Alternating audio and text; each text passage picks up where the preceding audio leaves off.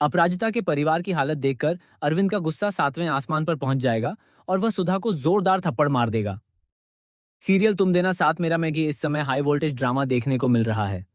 आने वाले धमाकेदार एपिसोड में कहानी एक ऐसे मोड़ पर पहुंचने वाली है जहां सुधा अपनी नफरत में सारी हदें पार करती हुई नजर आएगी।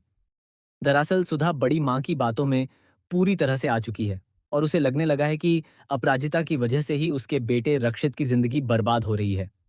आने वाले एपिसोड में देखने को मिलेगा कि सुधा अपराजिता के पिता और उसके भाई दोनों को जेल में बंद करवा देती है। इतना ही नहीं, उन्हें बुरी तरह से प्रताड़ित किया जाता है ताकि वे ये सच उगल दें कि अपराजिता आखिर कहाँ है और रक्षित को लेकर वह कहाँ चली गई है। जबकि सच्चाई यह है कि अपराजिता रक्षित की जान बचाने की पूरी कोशिश कर रही है।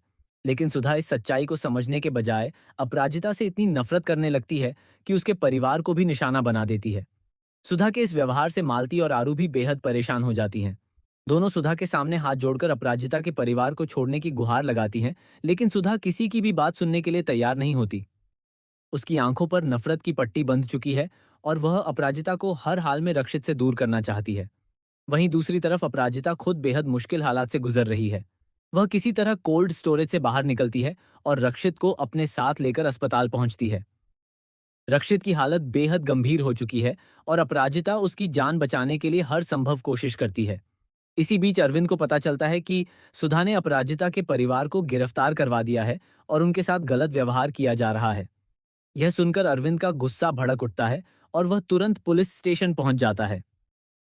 अरविंद सबसे पहले अपराजिता के परिवार को जेल से बाहर निकलवाता है और फिर सुधा से सवाल करता है कि आखिर उसने ऐसा क्यों किया। अरविंद सुधा को साफ साफ बता देता है कि रक्षित अस्पताल में भर्ती है और उसकी हालत बेहद नाजुक है। इसके बाद जब सभी लोग अस्पताल पहुंचते हैं तो वहां सुधा अपराजिता को देखते ही बुरी तरह भड़क जाती है। वह अपराजिता पर आरोप लगाते हुए कहती है कि इसी लड़की की वजह से आज उसके बेटे रक्षित की यह हालत हुई है। सुधा पुलिस से कहती है कि अपराजिता को भी गिरफ्तार कर लिया जाए। सुधा की यह बात सुनकर अरविंद अपना आपा खो देता है। वह सुधा को जोरदार थप्पड़ मार देता है और उसे जमकर खरी खोटी सुनाता है। अरविंद कहता है कि अब तक वह इसलिए चुप था क्योंकि उसे उम्मीद थी कि एक दिन सुधा रक्षित और अपराजिता के प्यार को समझ जाएगी। लेकिन आज सुधा ने सारी हदें पार कर दी हैं। उसने न सिर्फ अपराजिता से नफरत की, बल्कि उसकी नफरत का असर पूरे परिवार पर पड़ा और निर्दोष लोगों को जेल तक पहुंचा दिया गया। अरविंद सुधा से कहता है कि अपराजिता ने रक्षित को मौत के मुंह से बचाकर उसे नई जिंदगी दी है। इतना ही नहीं, उसने कई बार रक्षित की जान बचाई है। इसके बावजूद सुधा सिर्फ इसलिए अपराजिता से नफरत करती है क्योंकि वह तलाकशुदा है। अरविंद सवाल करता है कि क्या सुधा को अपराजिता की अच्छाई नजर नहीं आती? क्या केवल उसके अतीत की वजह से उसकी सारी अच्छाइयां खत्म हो जाती हैं?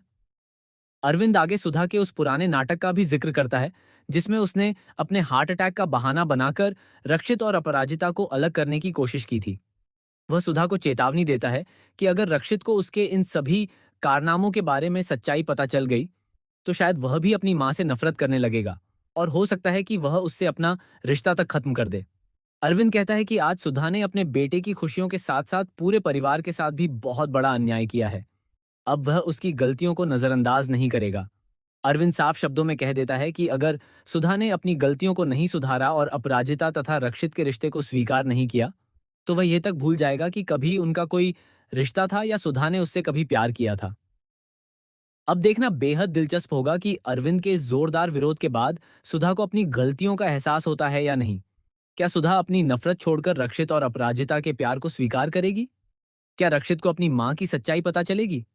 और क्या अपराजिता अपने परिवार को इस मुसीबत से पूरी तरह बाहर निकाल पाएगी? आने वाले एपिसोड में इन सभी सवालों के जवाब बेहद धमाकेदार तरीके से सामने आने वाले हैं।